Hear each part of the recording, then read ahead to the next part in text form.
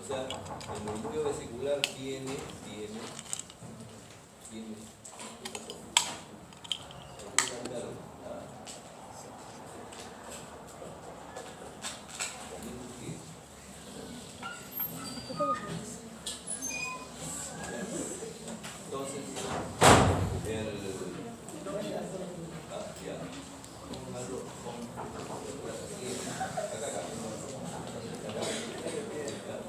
entonces, entonces,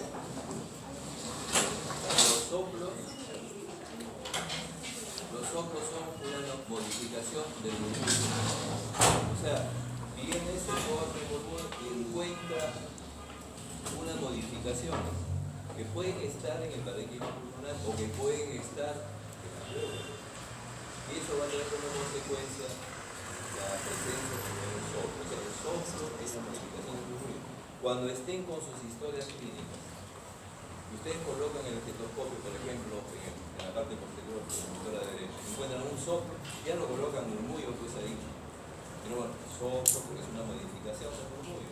Más abajo encontrarán seguro el murmullo vesicular. Pero en el sitio donde está el soplo lo pueden poner murmullo, porque es una modificación. Bien, entonces estos son los soplos que con más frecuencia encontramos, ¿ya?, en la práctica médica. El soplo tubario es el soplo más frecuente. Seguro que lo van a encontrar con sus pacientes. Este soplo tubario lo comparan así como un AEO, pero es en los dos tiempos. En los dos tiempos, lo van a escuchar como les estoy haciendo, exactamente. Entonces, dos tiempos, inspiratorio, expiratorio. Dicen que es intenso y resonante, hay que escucharlo. Elevado, agudo, agudo, todas esas cosas. Hay que escucharlo eso, ¿no?, para poder ver cómo es eso. Y después hay una característica especial del soplo tubario, que es irradia. Ningún soplo se irradia. No, se irradia por distintos sitios. Nosotros hemos tenido la oportunidad de encontrar en nuestro hospital soplos contralaterales. O sea, por ejemplo, la neumonía estaba acá, soplo contralateral. Por acá, contralateral. Eso es excepcional. No sé si estará en un libro de semiología, pero nosotros hemos encontrado ese, ya, o sea, contralateral. Pero la característica especial del soplo tubario es que es irradia, no está localizado. Para que se encuentre el soplo tubario es esencial que haya una condensación. Esencial que haya una condensación. No hay soplo tubario sin condensación. Pero unos chicos les preguntan en el examen y bueno, se olvidan de la condensación cuando hablan de soplo tubario. Y la condensación tiene que tener características, les voy a poner en características.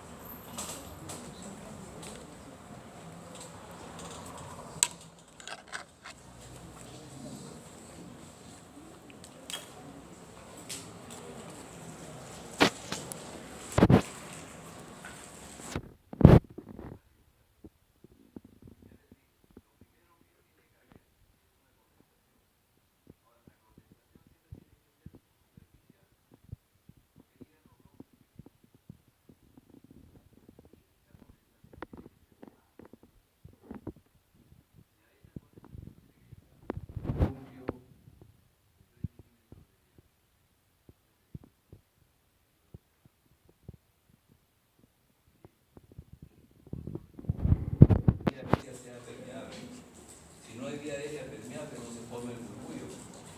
Y si no se forma el murmullo, no se va a formar el soplo. ¿Quiénes lo hacen? Todo lo que hace condensación. O sea, a la cabeza están todas las neumonías. Y a la cabeza está la neumonía neumocócica, que es la más frecuente. O sea, la adquirida por la es producida por el 40-45% de neumonías adquiridas en la comunidad son por pulmón. Y después están las otras neumonías. También la tuberculosis puede ser una especie de neumonía, una condensación y puede dar soplos, también pueden encontrar en los pacientes tuberculosos. Entonces, es esencial, no se olviden, de que haya condensación. ¿Bien? Luego el soplo cavital, ya más difícil de encontrar porque se les pide más requisitos. Esto lo comparan con un ojo. Ustedes han escuchado, una concha de mar grande. A ver, ¿cómo se apellida el de lentes? Salinas, creo, ¿no? De lentes. Bruno. ¿Ah? Bruno. ¿Ah? Bruno. ¿Qué? Bruno. Salinas. Salinas, pues, ¿no? Salinas. Me acuerdo de usted porque siempre ha sonreído en fisiopatología. Pero está bien, es bueno conservar. Porque cuando mandan por el WhatsApp, ¿no? Dicen, ponen una carita ahí sonriendo. Así amanezca, dicen. O sea, cuando uno va así con los pacientes, sonriendo, es fabuloso para los pacientes. Uno le da, conserve su buen humor. Ya lo conocen, ¿no? Entonces, el soplo cavitario es un soplo en O. El soplo en O se escucha, ya les dije, como una concha de mar. Lo colocan acá, claro, el aire penetra en la concha y resuena, ¿no? Es igualito. Acá también hay una cavidad donde entra el aire y produce una resonancia. Entonces va a tener estas características, dos tiempos. El soplo cavitario de dos tiempos, pero a predominio respiratorio. Lo van a escuchar. Después, otro de los datos anatomía inspiratorio, les he dicho, inspiratorio. Es bajo, grave o quedar, es como la concha de mar, ¿no es cierto? Exactamente. ¿Qué requisitos hay para que haya un soplo cavitario? Vamos a colocarlo por acá.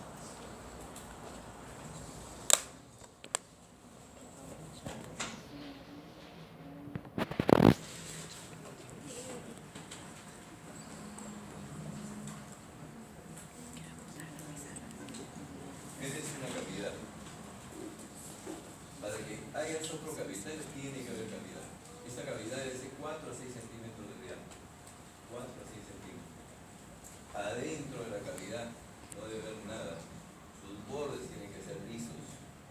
Tiene que haber un bronquio chiquitito que llegue de 3 milímetros de diámetro. Tiene que haber una vía permeable. Porque si no entra el aire no se forma el soplo. Entonces, muchísimos requisitos. Ya les dije tejido pericavitario, ¿no es cierto? Entonces, solo así se puede formar un soplo cavitario. ¿Dónde escuchamos más soplo cavitario nosotros en la práctica? En los pacientes con tuberculosis, en los pacientes que tienen una cavidad. Los tuberculosos son los que más vemos nosotros. Pero hay pacientes tuberculosos que pueden no tener las cavidades, pero no el tejido pericavitario, ni los requisitos. Pero lo van a encontrar todos. Después, una característica muy especial que estaba olvidando del soplo cavitario es que está súper localizado. Usted no lo va a encontrar irradiado en un solo lugar. Se coloca en ese soplo que dice soplo cavitario. Entonces, en primer lugar, TB. Después pueden ser quistes ciáticos que se evacúan los quistes ciáticos, la vómita que se llama, y luego se queda la cavidad ahí, de repente se inflama la cavidad alrededor por un tejido pericavitario y se producen todos los requisitos para que haya soplo cavitario. Entonces puede haber, esto no es frecuente, y después en ciertas bronquiectasias. Ustedes leen su libro de semiología en la bronquiectasia. Saben que las bronquiectasias son tubulares y saculares. Vamos a colocarlas acá así. Hay unas que son así. En bronquiectasia van a ver cualquier cantidad, pues pacientes que tienen TB han sido tratados como secuela de bronquiectasia, vienen por bronquitis generalmente, o broncopela. Entonces, estos pacientes así acumulan secreciones y después esto trasuda. Y forma como si fuera un tejido pericavitario, una cavidad como un tejido pericavitario. Podría haber soplo. Lo dicen los libros, yo no lo he escuchado, les estoy contando. No lo he escuchado. ¿No? Pero puede suceder. De repente lo encuentran. Entonces, soplo cavitario. Bien, después el soplo pleural es más difícil de encontrar todavía. El soplo pleural es un soplo en éter.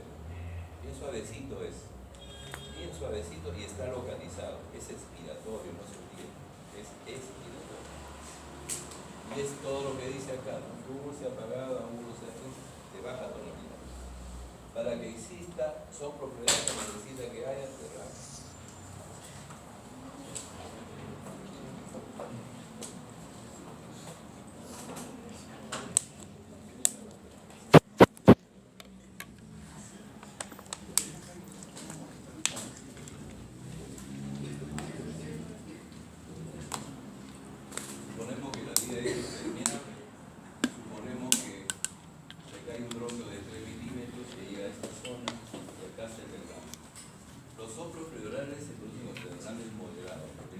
derrames severos no hay soplopleural, en derrames leves tampoco hay soplopleural. Y es indispensable que haya cierto grado de compromiso para el animal al lado de este derrame. ¿Para qué? Para que el aire que viene acá llega por los bronquios, se modifica acá en esto que es como si fuera una condensación, que puede ser por compromiso mismo de la patología que ocasiona el derrame, o porque el derrame está comprimiendo el parénquima en esa zona. Entonces se modifica acá y después en el derrame ustedes lo van a encontrar como soplo pleural. Entonces soplo pleural es expiratorio, tampoco cirrario. Es una característica del soplo pleural. ¿En quiénes se encuentra? En los derrames inflamatorios. Miren la aplicación clínica que tiene la semiología. Ya, ustedes se llaman chumbivirgas, son médicos generales. Son dueños de la posta y nadie no va a tener ningún profesor ni nadie por esto. Correcto, viene el paciente, tiene dolor torácico, etcétera, etcétera. Usted le examina. Y ustedes van a encontrar un soplo pleural porque ya se han entrenado tremendamente acá en los hospitales. Bueno, un soplo pleural. Entonces, ¿el soplo pleural de qué le sirve ahí? ¿Para qué sirve eso? Me dice de que ese paciente tiene un derrame pleural exudativo. Los derrames pleurales exudativos no producen soplo pleural. Ya, esta es una regla, eso pide. Entonces yo me agarro de eso, no tengo placas, no tengo nada, ¿no? Y empiezo a pensar, ¿cuáles son las causas más frecuentes de exudativo? La neoplasia después y después la diálisis. Esos son los exudativos más frecuentes. De tal manera que por ahí empiezo a investigar en ese paciente. Porque de repente no tengo ni siquiera la posibilidad de pulsarlo para hacer el test del agua, ¿no? Entonces tiene importancia semiológica encontrar un soplo pleural en un lugar lejano, que no sean los hospitales, porque aquí tiene su plaquetoria, lo pulsa y lo hace el diagnóstico. Sí tiene importancia. O sea, tiene aplicación.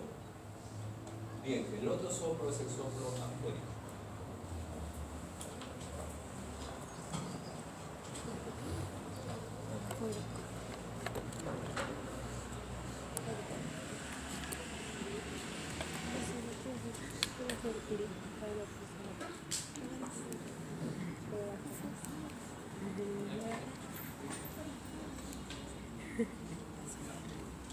El soplo ampólico es un soplo en A.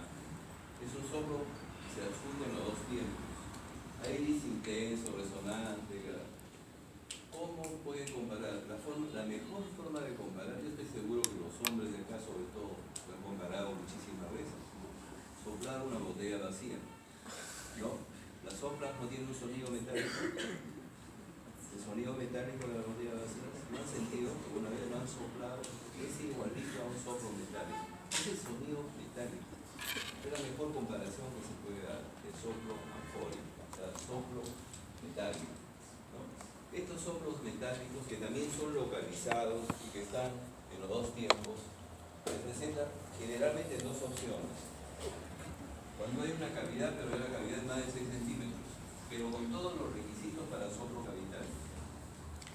Todos los requisitos para soplo cavitario tienen más de 6 centímetros. O cuando el paciente tiene neumotoras. Yo les dije especialmente neumotoras, atención, recuerden, ayer comentábamos esto, ¿no? Un neumotoras, atención, que tiene mucha posibilidad de tener soplo afórico, pero también los que no están en atención pueden dar soplo afórico. Correcto. Nuevamente diciéndoles también las cosas que son súper raras, ¿no? Y que dice el libro de semiologías que tienen ustedes. Las bronquiectasias también pueden dar soplo afórico. Por lo mismo que les dije, el soplo cavitario. Con la diferencia pues, de que esta cavidad tiene que ser más grande. Y está escrito en su libro de semiología, en su libro de texto.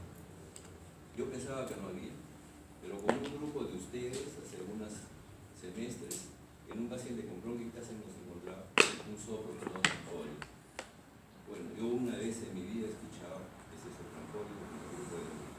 No es frecuente, por si acaso. O sea, pues en toda bronquiectasia, de repente ustedes ponen el estetoscopio para buscar soplo afórico, pero no es frecuente encontrar. ¿Ya? Bien, esa es una opción muy rara. Bien, pasamos. Eso es deciroso. Neumopatías, la cavidad con sus características, esto es para los fines de comprender cómo se produce el soplo pleural. Y no es tanto comprender acá, porque mejor creo que lo he hecho en la pizarra, ¿no? Pues en la pizarra les he colocado cómo el derrame comprime, ¿no? Cómo se comunica con el derrame. Y vamos a pasar al siguiente. Seguimos. Acá. Bien, entonces el examen, les comenté que el examen los hago despertar. ¿Qué me dicen? ¿Cuáles son las partes de la fundación? ¿Cuál es el orden? ¿Cómo van a colocar las subsidiarias? ¿Qué me dicen? ¿Qué se olvidaron? ¿Ah? No. Yo voy a hacer la auscultación. ¿Qué voy a colocar en mi historia?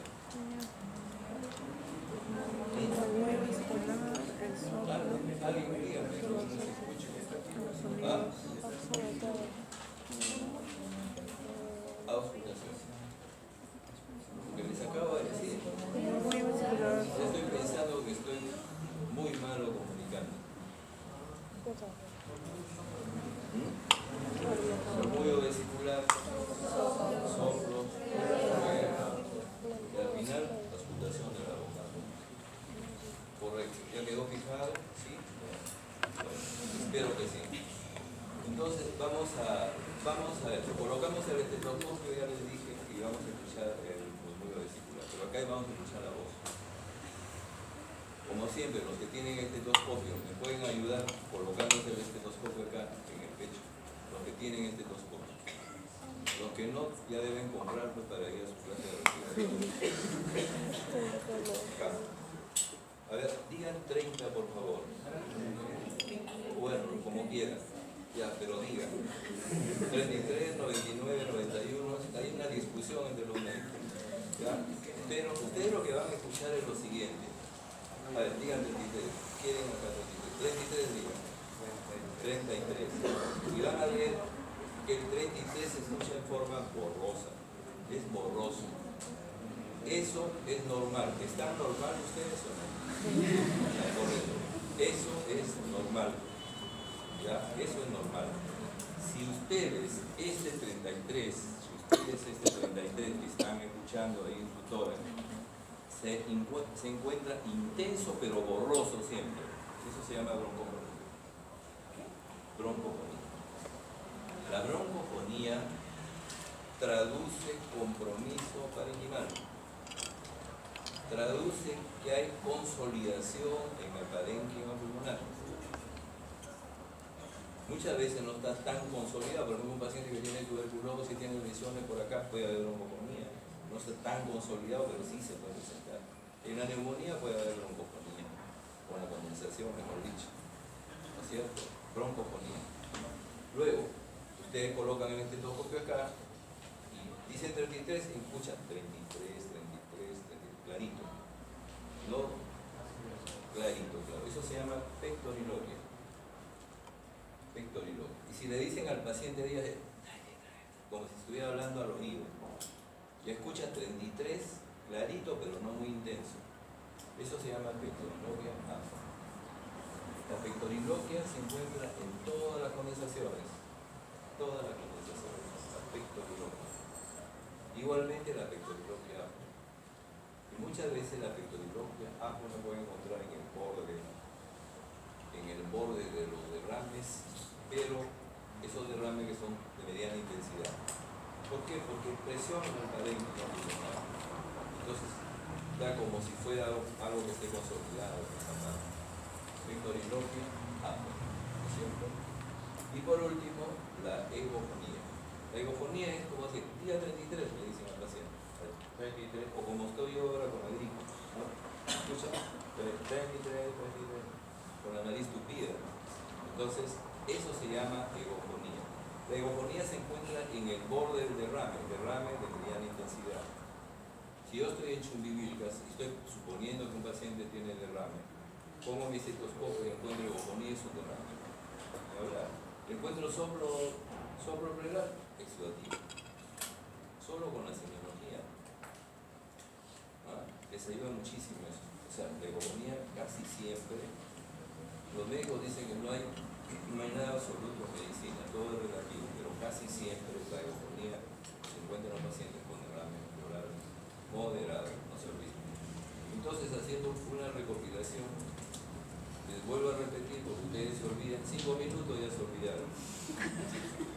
El examen auscultatorio consta de auscultar el murmullo vesicular, auscultar los soplos que son modificaciones del murmullo vesicular, los ruidos respiratorios y al final la auscultación de la voz.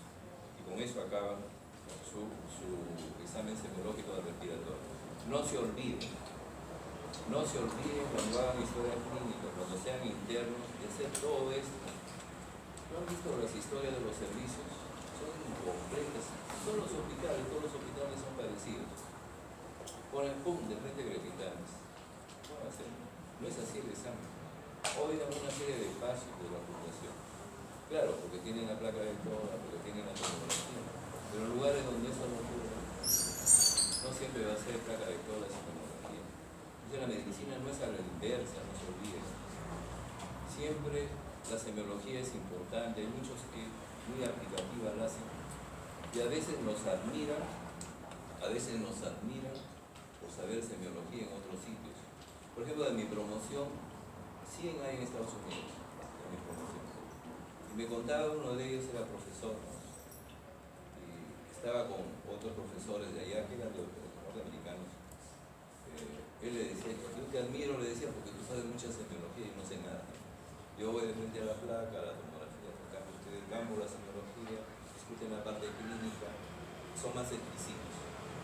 No hay que olvidarse de la semiología, que pueden hacer todos los exámenes semiológicos dentro de la metodología que les están haciendo en orden, sean siempre ordinarios, no se olviden, muy buenos. Bien, ¿alguna pregunta quieren hacerme?